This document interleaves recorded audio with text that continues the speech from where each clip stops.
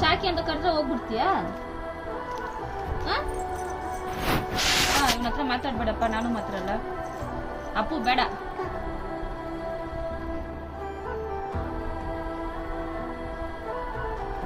ಬೇಡ ಬೇಡ, ಏನ್ ಐಸಿಕ್ ಬೇಕಾಗಿಲ್ಲ.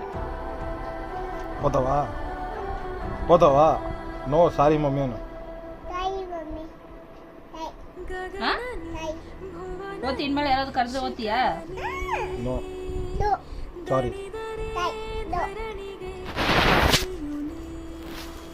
ಸಾರಿ ಮಮ್ಮಿ.